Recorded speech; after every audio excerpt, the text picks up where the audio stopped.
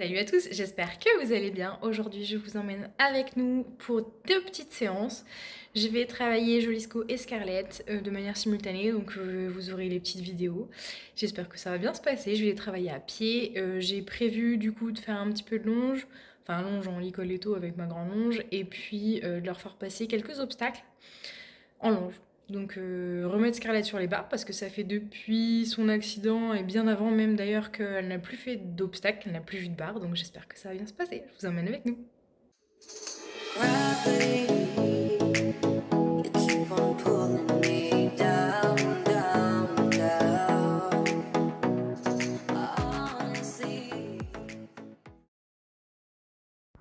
C'est quand même mieux quand c'est tout propre.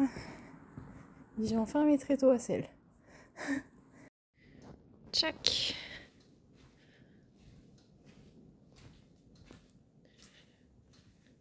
Je vous retrouve comme d'habitude en voix off pour commenter cette petite séance. Là, on va enlever la couverture de Jolisco, en sachant que je lui avais déjà fait un pansage le matin, donc je ne lui ai pas refait le soir pour la séance, ça ne servait à rien. Donc j'ai juste enlevé sa couette et puis on a commencé à travailler.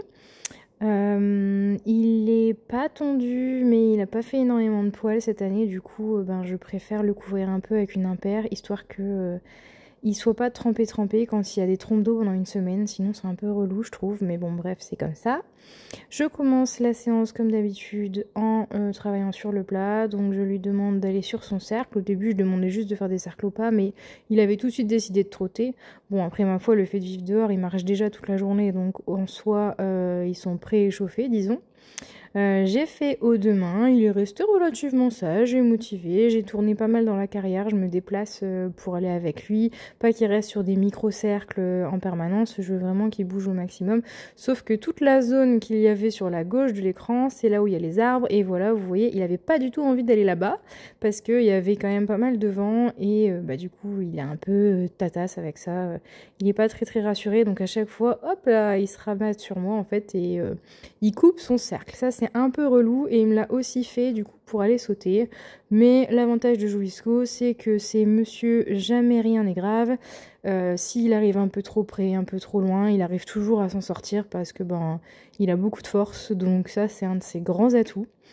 Je commence par le faire descendre sur les barres au sol, bien évidemment, au lieu de passer sur la barre qui est vraiment au sol, il passe sur celle qui est un chouïa surélevée et du coup il saute. Sans compter que là encore, de temps en temps, il sautait même le plot qu'il y avait à côté, parce qu'on ne sait jamais. Sauf que moi, le but, c'était de l'échauffer, qu'il passe juste au-dessus des bas. Là, on voit qu'il coupe le cercle, comme tout à l'heure, je vous le disais. Là, il me saute encore une fois le cube.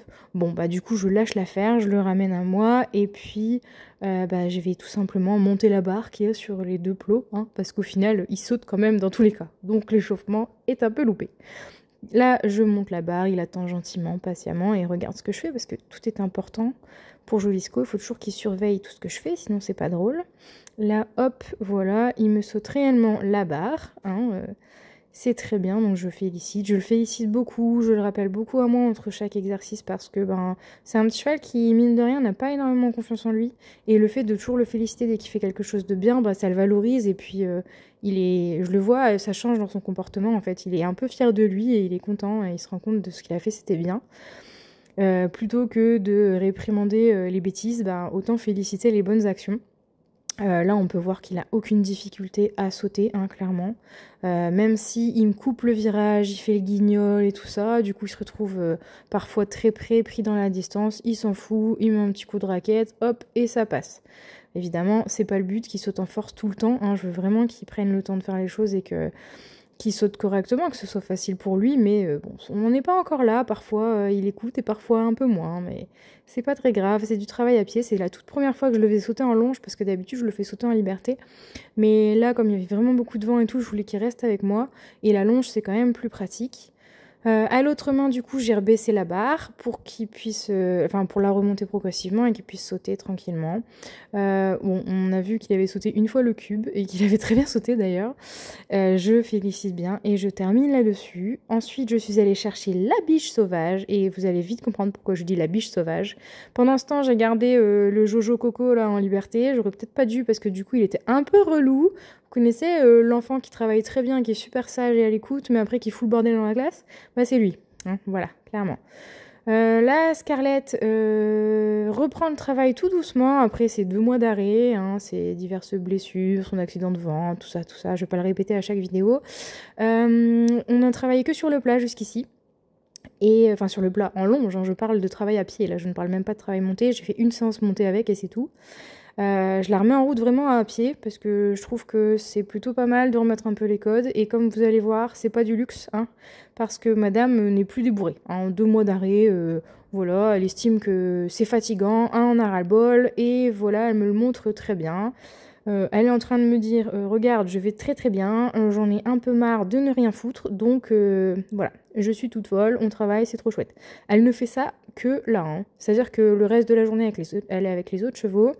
Des fois, de temps en temps, elle jette un peu le cul ou quoi dans la carrière, mais jamais aussi dingue. Hein. Jamais, jamais, jamais. Il y a que quand tu lui mets le longe et que tu lui dis allez on bosse ma biche, puis voilà. Bref, c'était très très sportif. Après, l'avantage de Scarlett, c'est que j'ai absolument pas peur d'elle. Je sais qu'elle fait extrêmement attention à moi et que c'est vraiment pas contre moi qu'elle fait ça. C'est juste que voilà, c'est un trop plein d'émotions. Contente, pas contente en même temps d'avoir été arrêtée, de plus rien faire et tout ça. C'est beaucoup de choses qui font que. Mais elle reste toujours très très respectueuse vis-à-vis de moi, donc bon, j'ai aucun souci avec ça, si elle a envie de le faire, elle le fait, c'est pas grave. Je viens ensuite lui faire passer les petites barres au sol, et elle aussi avait décidé que les barres au sol ça se sautait, hein, clairement, je ne sais pas pourquoi. Elle est trop drôle parce que ça faisait super longtemps qu'elle n'avait pas vu de barre, autant vous dire qu'elle était assez motivée. Je la fais aller sur son cercle, j'avais un peu de mal. En même temps, j'ai des bonbons plein les poches, donc ça avait l'air super plus intéressant que d'aller passer les barres, n'est-ce pas? À cette main-là, ça allait, elle avait arrêté de sauter, elle passait vraiment tranquillement dessus, mais vous voyez, elle en a rien à foutre. Hein. Tout ce qu'elle regarde, c'est les copains qui sont là-bas, et du coup, bah, elle se retrouve un peu conne devant sa barre, à pas savoir trop quoi faire. Mais ça reste Scarlett, elle a toujours été comme ça, donc je la laisse faire. Ensuite, je monte un petit peu la barre, comme avec Jolisco, sauf que elle, je l'ai vraiment pas montée très haut. Hein. Le but, c'était pas ça, c'était juste de lui refaire voir autre chose que du plat.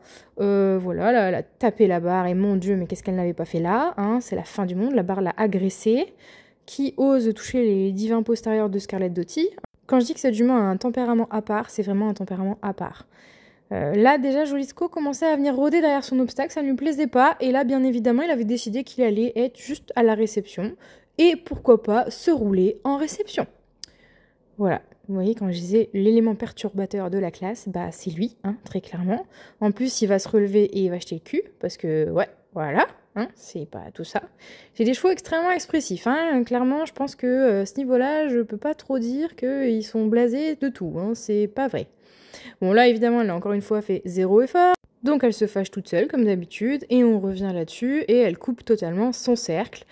Bref, j'ai laissé là-dessus, elle était full forme et une chose à la fois, donc clairement j'ai pas tiré plus que ça, c'était pas le but. En plus de ça elle allait pas droit derrière donc elle coupait ses virages, ça lui faisait faire des mini-cercles, j'avais pas non plus envie de trop tirer sur son physique, donc voilà.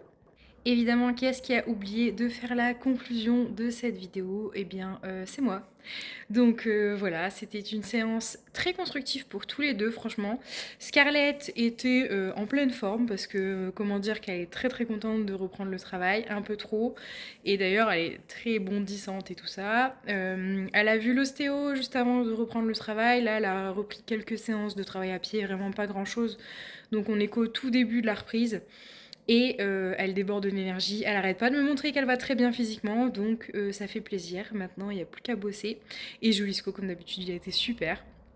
Il a énormément de force, c'est-à-dire qu'il peut arriver au ralenti sur un obstacle à 1 mètre, il n'en a rien à faire, il saute ça comme s'il n'y avait rien à sauter. C'est assez rassurant pour la suite. Maintenant on va devoir travailler sur ce que je mets en dessous parce que ben il est un peu plus sur l'œil et tout quand il y a des trucs bizarres en dessous des obstacles, mais chaque chose en son temps, ça devrait bien se passer.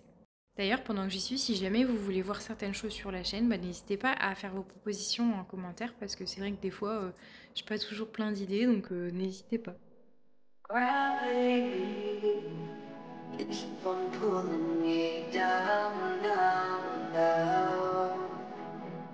Honestly